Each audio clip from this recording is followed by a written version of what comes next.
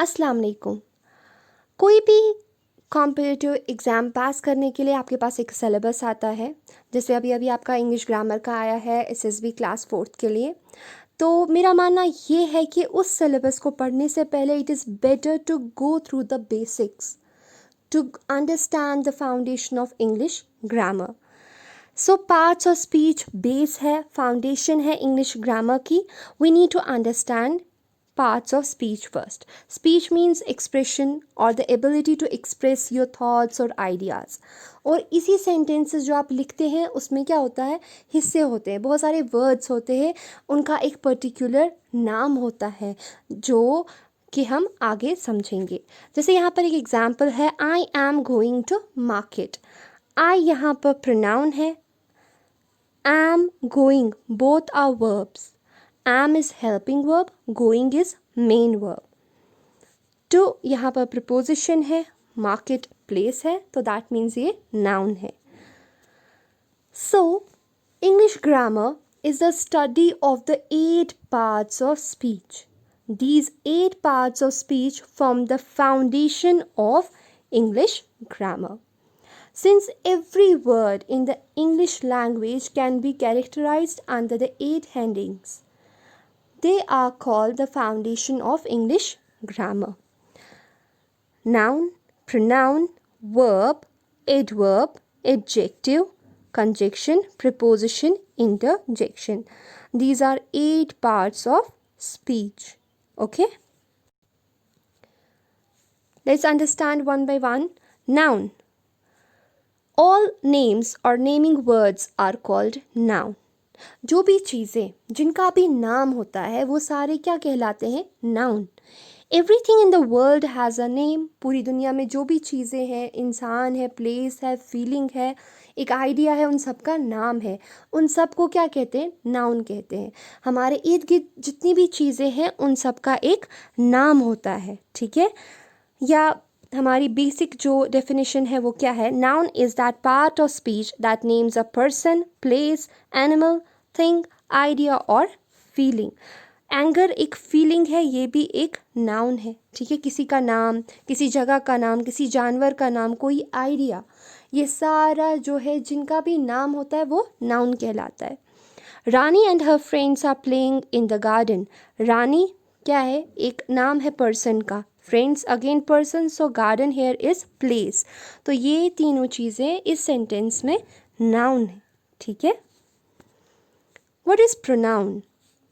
Pronoun is also called noun replacing word.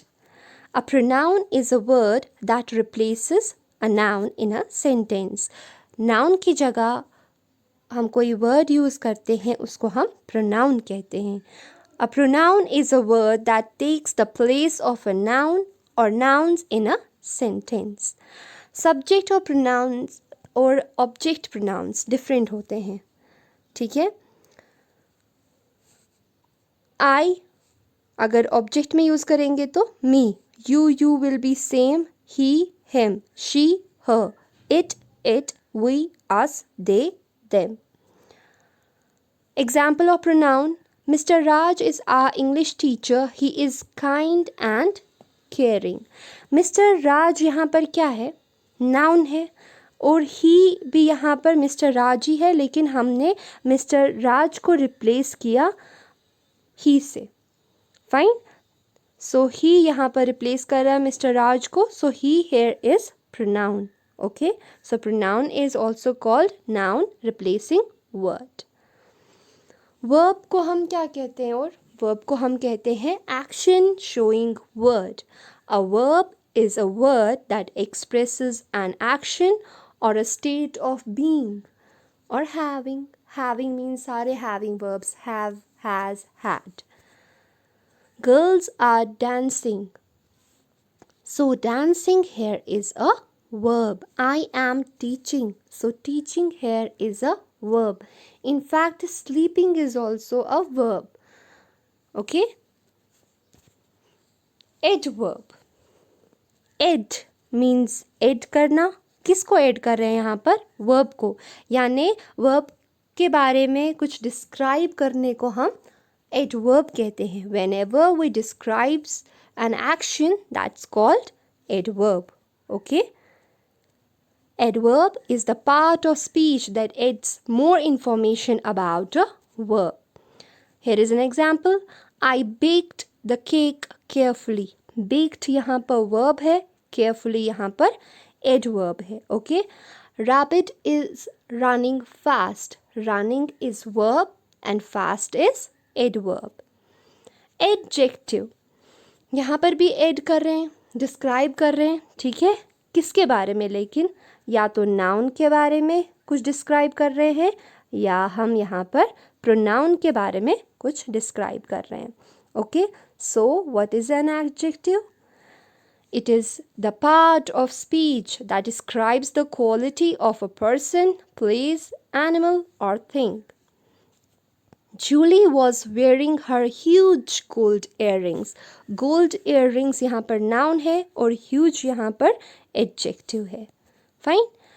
Now preposition. पहले हम definition पढ़ते हैं. A preposition is a word which shows the relationship between the noun or pronoun and other words in a sentence. Preposition is also called relation showing word.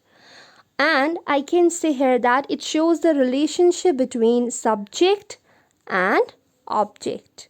Okay, let's have a look on an example. The cat is under the table. So under shows the relationship between cat and table, subject and object. The monkeys are on the tree. Monkey और tree के बीच में relationship on दिखा रहा है. ठीक है? Conjunction is a joining word. Conjunction is also known as joining word. It joins two words or two sentences. For example, Sita and Geeta. Let's have a look on this definition. A conjunction is a word which joins two related but separate sentences as one long sentence. She laughed and entered into the room. So ये अलग अलग sentences भी हो सकते थे, लेकिन यहाँ पर and join कर रहा है दो sentences को. Okay? Now interjection. Interjection is also called emotion showing word. It shows your certain feeling or emotions. For example, wow. Oh. Okay? Alas. So ये सारे words express करते हैं certain emotions. Ouch, the kettle is hot. It's an example of interjection. I hope आपको ये topic समझ में आया होगा. Thank you. Kindly share and subscribe.